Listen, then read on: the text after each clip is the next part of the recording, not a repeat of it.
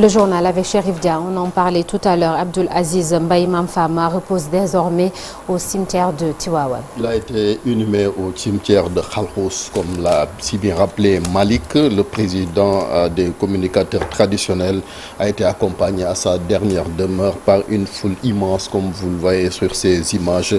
Lors de la levée du corps également, les témoignages étaient unanimes. Autorités religieuses, politiques, de tous bords également ont assisté à cette levée du corps et ces personnalités ont loué les qualités humaines de Abdou Aziz Mbaye Mamfama, comme on l'appelait. Nous y reviendrons avec Cheikh Anta Diop Sornanata. Et ce sera dans le journal en Wolof, certainement tout à fait autre chose. À Sédhiou, l'homme qui a battu à mort son épouse interpellée en Gambie, c'est cela, Chérif? Oui, parlons, comme vous l'avez dit également, le rappel à Dieu de Abdou Mbodj, correspondant du quotidien L'Observateur à Louga, qui est décédé hier lundi des suites d'une longue maladie. C'est à Géoul, dans le département de Kébémer.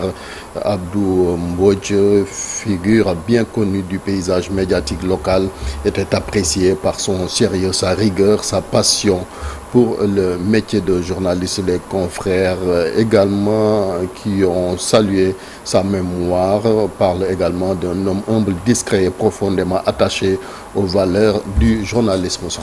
Et sa signature va certainement manquer aux lecteurs. Direction Sédhiou à présent, l'homme qui a battu à mort son épouse interpellée en Gambie. Oui, les faits se sont déroulés au village de Samankoun, dans la commune de Sassamba. L'homme a finalement été interpellé en Gambie, comme tu l'as dit, une arrestation rendue possible grâce à la collaboration entre la brigade de la gendarmerie de Sédhiou et la police gambienne Réci Bakary Konté. Boris Sonko, âgé de 41 ans, avait battu sa femme Bintou Mandian à mort, une mère de 4 enfants. Il avait ensuite pris la fuite vers une destination inconnue. Après 10 jours de cavale, les éléments du commandant Ndiaye de la brigade de gendarmerie de Sédhiou l'ont localisé vers la Gambie. En collaboration avec la police gambienne, le meurtrier a été cueilli par les forces gambiennes, plus précisément à Bourfout. Il a été ensuite remis hier dimanche aux éléments de la brigade de gendarmerie de Sédhiou. Pour rappel, les faits se sont déroulés à Samakoun, dans la commune de Sansamba, où Boris Sonko avait sévèrement battu sa femme après une dispute. Bintou Mandian, gravement blessé, a été évacué à l'hôpital régional de Ziguinchor avant de succomber à ses blessures 48 heures après. Après avoir entendu la mort de sa femme, Boris Sonko avait depuis lors disparu dans la nature avant d'être cueilli ce dimanche. Cette affaire a laissé couler beaucoup de salive dans le sud du pays. Merci beaucoup Bakary Konté. Une autre mort tragique, celle du footballeur sénégalais Cheikh Touré. La police ghanéenne a ouvert une enquête. Oui, après des investigations, un nommé Issa Touré, Cheikh Touré plutôt, a été interpellé. Cet homme, Issa Touré plutôt, dit avoir été le frère de Cheikh. C'est lui qui a déposé la dépouille à la morgue de l'hôpital au Ghana. C'est la raison pour laquelle donc la police l'a arrêté. Une enquête est ouverte par cette police ghanéenne pour tirer cette affaire au clair. Récit Aminata Maresso. C'est à travers ce communiqué daté le 20 octobre 2025 que la police régionale d'Ashanti apporte des éclairages sur la mort suspecte du jeune Cheikh Touré. Dans ce communiqué, la police ghanéenne dit avoir fait état du dépôt d'un corps à la morgue d'Ebenezer par un individu répondant au nom de Issa et qui se serait présenté comme son frère. D'autres investigations, beaucoup plus approfondies au niveau de l'hôpital public Mania, révèlent que le 16 octobre 2025, la même personne, Issa, avait amené Cheikh Touré à l'hôpital dans un état critique avec des blessures au niveau de l'abdomen.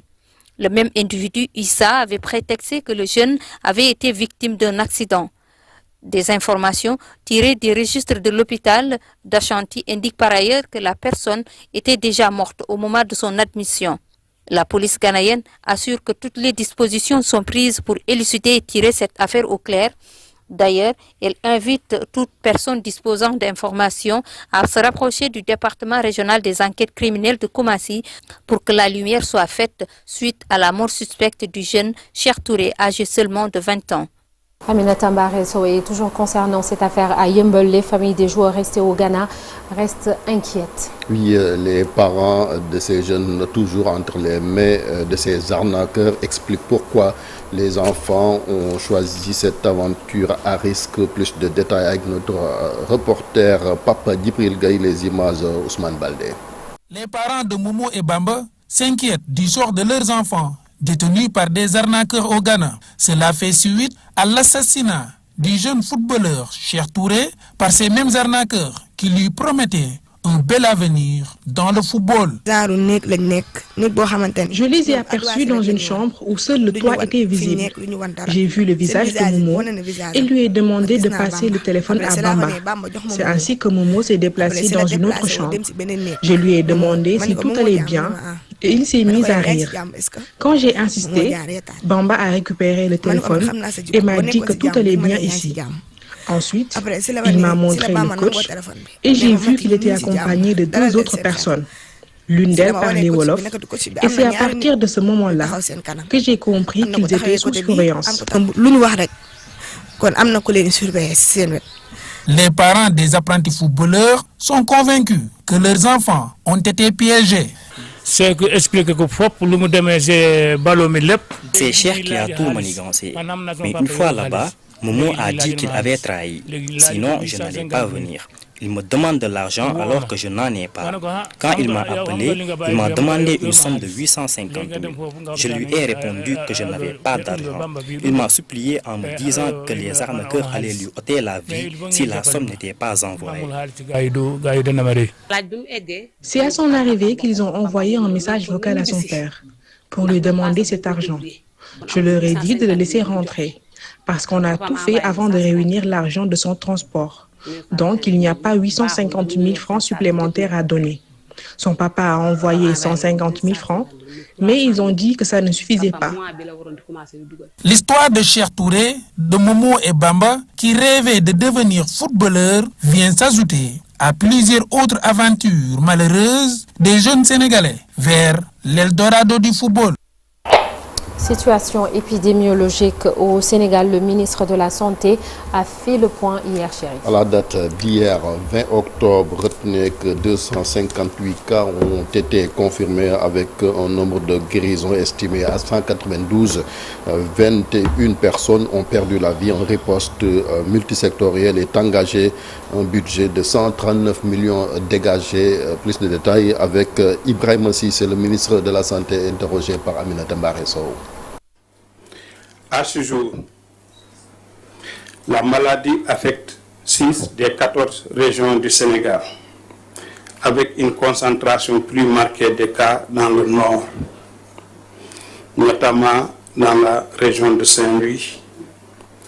Au total, à ce jour, on comptabilise 258 personnes qui ont été atteintes, dont 192 qui sont désormais guéris. Et malheureusement, nous déplorons le décès de 21 personnes. Je m'incline devant leur mémoire et adresse mes sincères condoléances à leurs familles ainsi qu'à la nation toute entière. Nos équipes techniques ont identifié plusieurs espèces de moustiques vecteurs, dont le Culex, qui est particulièrement actif dans la région de Saint-Louis. Des cas humains ont été également confirmés et des signes de circulation du virus ont été détectés chez les moustiques et chez le bétail. Ça veut dire que le moustique et le bétail s'échangent le virus. Face à cette situation, le gouvernement a mis en place une riposte multisectorielle, coordonnée à l'échelle nationale et régionale, et a pris des mesures fortes et immédiates, parmi lesquelles nous pouvons citer l'activation des comités de gestion des épidémies à tous les niveaux, du niveau national au niveau local, pour assurer la coordination des interventions.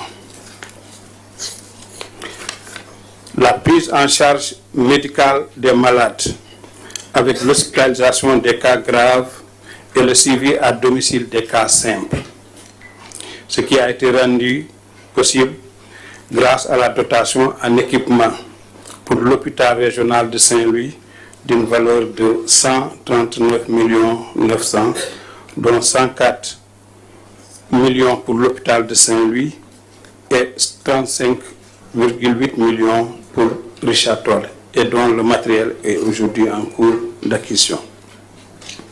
Parmi les mesures de santé publique, nous pouvons aussi noter la vaccination du bétail, notamment ce qu'on appelle les petits ruminants, afin de limiter la propagation du virus.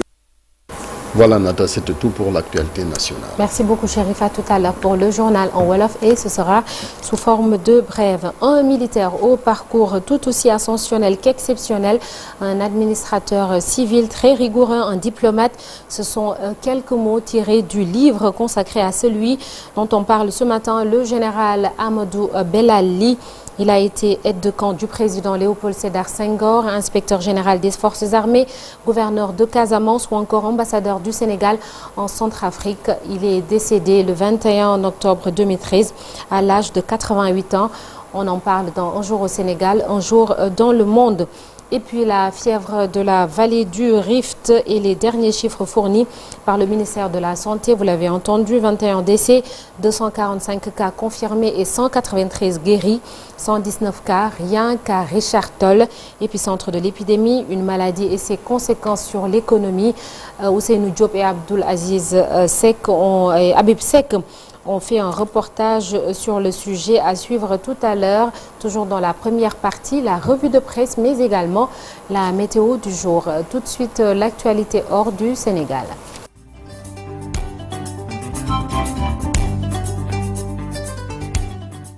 Avec Kia en France, Nicolas